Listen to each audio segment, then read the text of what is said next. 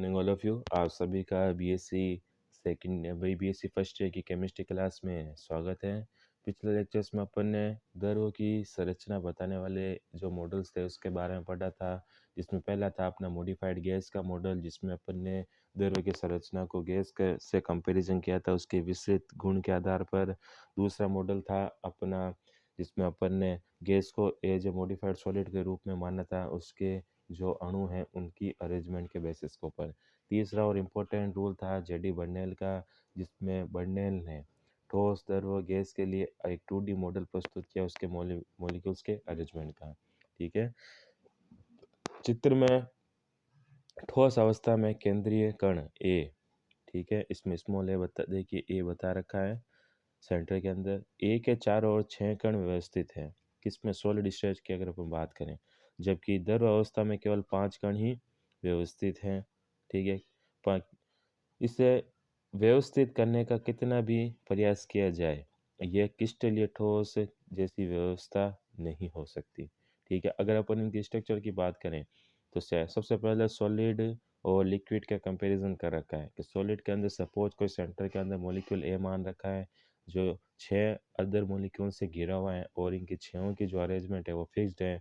ठीक है, अगर अपन द्रव की बात करें तो द्रव के चारों तरफ केवल 5 मॉलिक्यूल ही प्रेजेंट हैं, और अगर अपन कितना भी संपीड़ित करके इसको अगर सॉलिड जैसे स्ट्रक्चर बनाना चाहें तो ये पॉसिबल नहीं हो सकती। इस प्रकार अपन समझ सकते हैं कि एक कण की अव्यवस्था दीर्घ में अव्यवस्था उत्पन्न करने के लिए पर्याप्त है। जैसा कि हम जानते हैं कि क्रिस्टलीय ठोस के गलनांक शार्प व स्थिर होते हैं। ठीक है, आपको पता है कि जो लिक्विड क्रिस्टल्स होते हैं उनके अगर अपन गलनांक की बात करें, ठीक है, तो क्या होते हैं, शार्प होते हैं, एकदम फिक्स्ड टेम्परेचर पे ये गलनांक पॉइंट देता है। अर्थात ठोसों के गुणों में धीरे धीरे परिवर्तन होकर द्रव अवस्था नहीं बनती, अपितु एक ही बिंदु यह अव्यवस्था कणों द्वारा गतिज ऊर्जा पाकर तेजी से फैलकर द्रव अवस्था बना लेती है। इस प्रकार गैस व्यवस्था में कोई निश्चित व्यवस्था नहीं होती, अतः गैस व्यवस्था की एंट्रोपी का मान द्रव्यों की तुलना में अधिक होता है तथा द्रव्यों की एंट्रोपी का मान ठोसों की तुलना में अधिक होता है। ठीक है, अगर अपन एंट्रोपी के बेसिस के ऊपर भी अगर इन तीनों के स्ट्रक्चर्स को अगर डिफाइन करना चाहे तो भी कर सकते हैं कि जो गैस की एंट्रोपी होती है वो सबसे ज़्यादा होती है, और जो लिक्विड की एंट्रोपी है वो मॉडरेट होती है, अर्थात इन दोनों के बीच की होती है, और जो सॉलिड की एंट्रोपी होती है वो सबसे कम मानी गई है। ठीक है, तो अगर अपन इनकी एंट्रोपी का सीक्वेंस देखें तो एस एस मतलब सबसे पहले सॉलिड की एंट्रोपी बता रखी है, फिर लिक्विड की और फिर गैस की। ठीक है, तो यहाँ जो सॉलिड की एंट्रोपी और लिक्विड की एंट्रोपी क्रम से ठोस व द्रव और गैस की एंट्रोपी को बताया गया है। नेक्स्ट मॉडल है द्रवों का आयरिंग सिद्धांत। यह भी इम्पोर्टेंट है कि आयरिंग ने सन 1993 में द्रवों की संरचना के संबंध में एक मॉडल प्रस्तुत किया, जिसके अनुसार द्रव के अणुओं के मध्य क्या होता है, रिक्त स्थान होता है, ब्लैंक एरिया होता है। इस रिक्त स्थान को मुक्त आयतन या फ्री वॉल्यूम कहते हैं। ठीक है, तो आयरिंग ने क्या बताया था कि जो द्रव के मॉलिक्यूल्स हैं उनके बीच में जो खाली स्थान पड़ा है, ठीक है, उन खाली स्थान को, उस रिक्त स्थान को उसने क्या नाम दिया था, मुक्त आयतन या फ्री वॉल्यूम नाम दिया था। किसी द्रव में सामान्य ताप व दाब पर द्रव के कुल आयतन का लगभग 3% मुक्त आयतन होता है। ठीक है, अब उसने ये बताया था कि अगर अपन नॉर्मल टेम्परेचर और नॉर्मल प्रेशर्स की बात करें तो जो द्रव का टोटल आयतन होता है उस कंडीशन में, ठीक है, नॉर्मल टेम्परेचर और प्रेशर्स पर, तो कुल आयतन का 3% क्या होता है, उसके अंदर मुक्त आयतन होता है, फ्री वॉल्यूम होता है। आयरिंग के अनुसार मुक्त आयतन आणविक आकार के होते हैं। ठीक है, होते हैं किस किस स्ट्रक्चर के होंगे, जो फ्री एरिया होगा वो किसका होगा, आणविक आकार का, तथा संपूर्ण द्रव्य में अनियमित रूप से वितरित होते हैं। रिक्त स्थान के निकटतम अणुओं का आचरण गैस के समान होता है, जबकि रिक्त स्थान से पर्याप्त दूरी वाले अणु व्यवस्थित संरचना प्रदर्शित करते हैं। ठीक है, रिक्त स्थान के निकटतम अणुओं का जो आचरण होगा गैस के समान होता है, जबकि रिक्त स्थान से अगर कोई दूर है मॉलिक्यूल, ठीक है, तो वो नॉर्मल रेगुलरिटी दर्शाएंगे ठोस के समान। ठीक है, अब इसमें बता रखा है कि जो ब्लैंक एरिया के पास में जो मॉलिक्यूल होंगे वो तो गैसों के मॉलिक्यूल्स की तरह इरेगुलर रूप से अरेंज रहेंगे। ठीक है, अगर कोई ब्लैंक एरिया से अगर कोई मॉलिक्यूल दूर दूर होगा, ठीक है? तो ब्लैंक एरिया से दूर-दूर होने की वजह से उसके जो मॉलिक्यूल्स हैं वो ठोसा के समान एक-दूसरे के पास-पास रहेंगे, अर्थात मॉलिक्यूल्स के अंदर रेगुलरिटी रहेगी।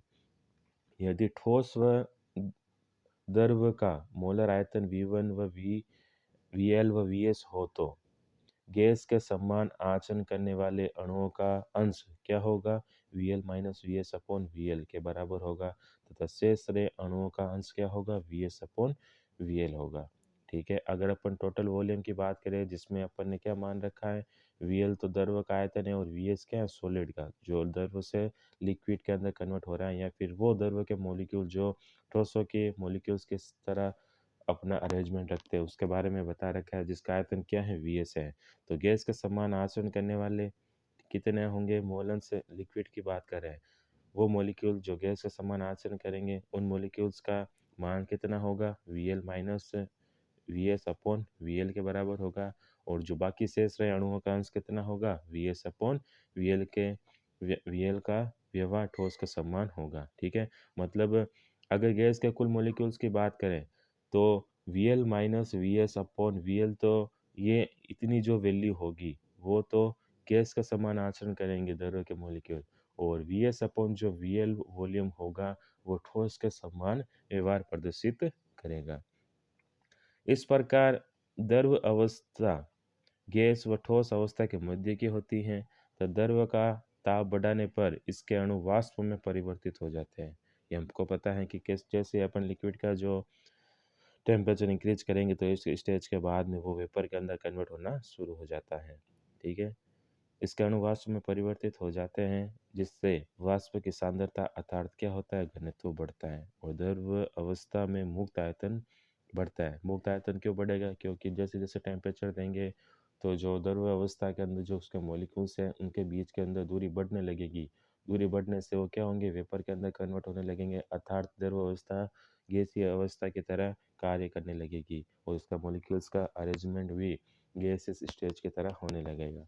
इसी प्रकार यह तब तक चलता रहता है जब तक क्रांतिक ताप, जहाँ द्रव और वाष्प का घनत्व समान हो जाता है, प्राप्त नहीं होता। ठीक है, ये कब तक चलता रहेगा? जब तक कि क्रिटिकल टेम्परेचर नहीं आ जाता, और क्रिटिकल टेम्परेचर के ऊपर तथा उसके बाद उसके ऊपर द्रव और वाष्प का जो घनत्व होता है वो समान होता है। ठीक है, तो वाष्प साम्य अवस्था में द्रव और वाष्प का घनत्व PAV लगभग स्थिर, रो एवी लगभग स्थिर रहना चाहिए। ठीक है, अगर अपन इक्विलिब्रियम की स्टेज की बात करें तो जो द्रव और वाष्प का जो एवरेज डेंसिटी है रो एवी से जिसे डिनोट कर रहे हैं वो कांस्टेंट रहना चाहिए। ठीक है, अगर अपन डायग्राम की बात करें, ठीक है, देखिए डायग्राम 7.7 के अंदर बता रखा है कि जो द्रव है, ठीक है, और वाष्प है, द्रव के अंदर जो मॉलिक्यूल्स का अरेंजमेंट है थोड़ा पास पास में है, बीच में ब्लैंक एरिया को भी बता रखा है, और जैसे जैसे अपन इसको हीट प्रोवाइड करवाएंगे तो ये मॉलिक्यूल्स एक दूसरे से दूर दूर होकर गैस के अणुओं की तरह अपना अरेंजमेंट करने लगते हैं, अर्थात दूर दूर होने लगते हैं। ठीक है, साम्य अवस्था में द्रव और वाष्प का घनत्व, औसत घनत्व रो एवी लगभग स्थिर रहना चाहिए, लेकिन वास्तव में ताप की वृद्धि के साथ इसमें कमी आती है। ठीक है, जिसको अपन निम्नलिखित समीकरण द्वारा दर्शा सकते हैं। ठीक है, इक्विलिब्रियम स्टेज के अंदर लिक्विड और जो वेपर हैं उनका जो एवरेज डेंसिटी है वो लगभग कांस्टेंट रहनी चाहिए, लेकिन टेम्परेचर इंक्रीज होने की वजह से ऐसा नहीं होता है, उनके मान में कमी आती जाती है, जिसको अपन रो एवी बराबर रो नॉट माइनस अल्फा टी से डिनोट कर सकते हैं, जहाँ पी रो जीरो व अल्फा स्थिरांक हैं जो पदार्थ की प्रकृति पर निर्भर करते हैं। इसे सर्वप्रथम कैलिटेट तथा मैथियस ने सन 1886 में दिया था। इसे रेखीय व्यास का नियम, लॉ ऑफ रेक्टेंगुलर डायमीटर भी कहते हैं। ठीक है, अब सामान्य ताप तथा सामान्य दाब पर कुछ गैसें उनके दरों के लिए इस नियम को दर्शाया गया है। ठीक है, इसको ये बता रखा है, रेखीय व्यास का नियम इतना इम्पोर्टेंट नहीं है, केवल डायग्राम देख लीजिए। ठीक है, नेक्स्ट है कि आयरिंग और री के अनुसार किसी द्रव अवस्था की ऊष्माधारिता CV, ठीक है, को निम्न प्रकार या निम्न सूत्र द्वारा दी जा सकती है।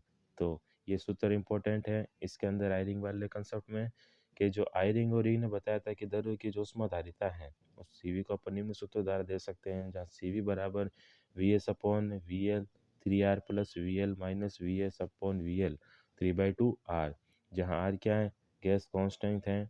ठीक है, इस समीकरण द्वारा परिकलित मान प्रायोगिक मानों के लगभग समान होते हैं। ठीक है, जिससे इस सिद्धांत की पुष्टि होती है। ठीक है, जहाँ VS है गैस का ठोस का आयतन। ठीक है, VL है यहाँ पर गैस द्रव्यों का आयतन, और जहाँ R एक कांस्टेंट के रूप में रहता है। नेक्स्ट अपना टॉपिक है द्रव्यों की संरचना, स्ट्रक्चर ऑफ लिक्विड की अपन बात करें। ठीक है, कि सन 1938 में द्रव जल की संरचना सर्वप्रथम अध्ययन एक्स करण विवर्तन विधि द्वारा किया गया। ठीक है, जिसे मॉर्गन एंड वारेन ने किया था। इस अध्ययन के अनुसार द्रव्य के अणु, अब H2O के मॉलिक्यूल्स की बात कर रखा है।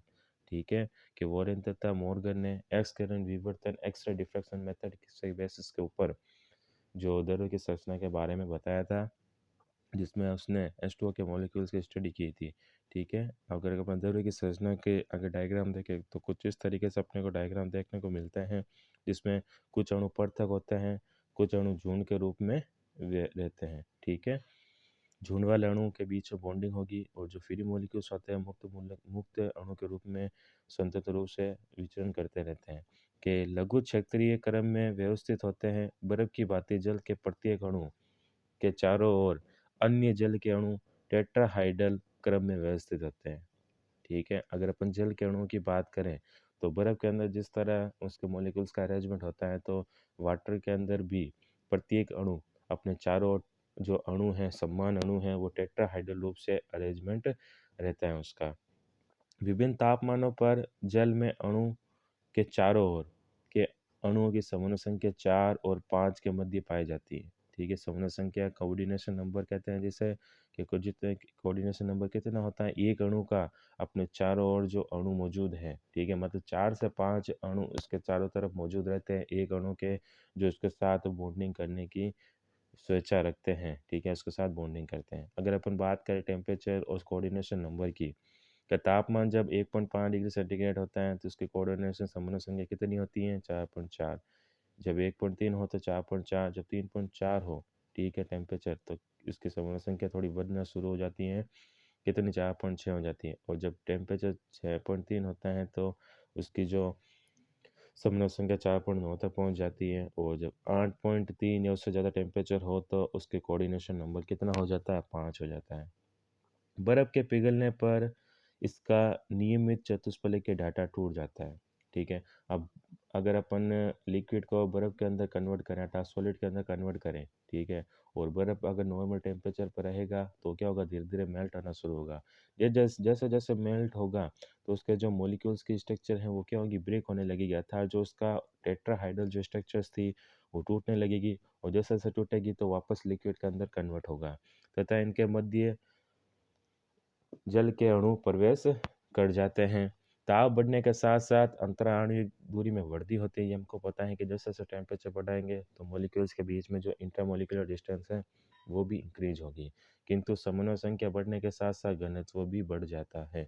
अब यहाँ पर डेंसिटी बढ़ने का मेन रीज़न क्या है, जब सॉलिड से लिक्विड के अंदर अपन किसी भी कन्वर्ट करते हैं, ठीक है, तो अपन ने देखा था कि जो उसका वॉल्यूम है वो लगभग 10% तक इंक्रीज हो जाता है। तो 10% तक इंक्रीज होने का मेन रीज़न ये है कि जैसे जैसे टेम्परेचर बढ़ाएंगे तो वो ठोस से द्रव में कन्वर्ट होगा, और ठोस में द्रव में कन्वर्ट होने के पश्चात उसकी जो कोऑर्डिनेशन नंबर है, समन्वय संख्या, अर्थात एक अणु का अपने चारों तरफ 4 से 5 अणुओं द्वारा घिरे रहना, ठीक है, मतलब 4 से 5 अणुओं के साथ बॉन्डिंग करना समन्वय संख्या के अंतर्गत आता है। ठीक है, तो उसकी समन्वय संख्या भी बढ़ेगी। समन्वय संख्या बढ़ने के कारण उसका घनत्व बढ़ता है। लगभग 4 डिग्री सेंटीग्रेड के बाद ताप में और वृद्धि करने पर अंतराणविक दूरी ज़्यादा बढ़ने के कारण घनत्व में कमी आती जाती है, और 4 डिग्री सेंटीग्रेड के ऊपर जो द्रव्यों का घनत्व होता था सर्वाधिक होता है। और अगर 4 डिग्री सेंटीग्रेड के बाद में और अगर टेम्परेचर अपन इंक्रीज करें तो क्या होगा, बाद में द्रव्यों के अणुओं के मध्य की अंतरालिक दूरी बढ़ती जाएगी, और अंतरालिक दूरी और ज़्यादा बढ़ेगी तो क्या होगा, उसके फिर घनत्व में कमी होती जाएगी। ठीक है, तो साथ ही इसके साथ साथ अणुओं के मध्य हाइड्रोजन बंध टूटने लगेगा, क्योंकि 4 डिग्री सेंटीग्रेड पर द्रव्यों का घनत्व सबसे ज़्यादा होता है, क्योंकि वहाँ तक 4 डिग्री सेंटीग्रेड की जो परास है, उस रेंज तक की दरों के मध्य हाइड्रोजन बॉन्डिंग होगी। अगर 4 डिग्री सेंटीग्रेड से अपन ज़्यादा टेम्परेचर दे दें, ठीक है, तो उसके जो दरों के अणु हैं, वो उनके बीच में जो हाइड्रोजन बॉन्डिंग होगी, वो टूटने लगेगी, ठीक है। हाइड्रोजन बॉन्डिंग के टूटने के कारण उसका घनत्व बाद में क्या होगा, घटना शुरू हो जाता है। अब जल सामान्य दर की भांति व्यवहार करने लगता है, ठीक है, कहाँ 4 डिग्री सेंटीग्रेड से ऊपर जब उसके बीच में हाइड्रोजन बॉन्डिंग टूट जाती है। इसके अनुसार जल की संरचना को सर्वसामान्य झुंड मॉडल द्वारा दर्शाया गया है। इसके अनुसार झुंड और एकांक की अणु व्यवस्था परस्पर अंतर परिवर्तित होती रहती है, ठीक है। अपन ने इसके अंदर देखा है कि जो जल के अणु हैं वो झुंड के रूप में भी रहते हैं और एकल अणु के रूप में भी रहते हैं। अब ये एकल अणु झुंड स्ट्रक्चर से एकल अणु टूटते रहते हैं और एकल अणु से झुंड के अंदर ये जो मॉलिक्यूल्स है वो जुड़ते रहते हैं, अर्थात इन दोनों के बीच में साम्य अवस्था चलती रहती है। झुंड के मध्य रिक्त स्थान में एकांकी अणु उपस्थित रहते हैं, अतः झुंड लगातार बनते व टूटते रहते हैं, ठीक है। इसके आगे का जो टॉपिक है हम अपने अगले लेक्चर्स के अंदर कंटिन्यू करते हैं। Thank you so much.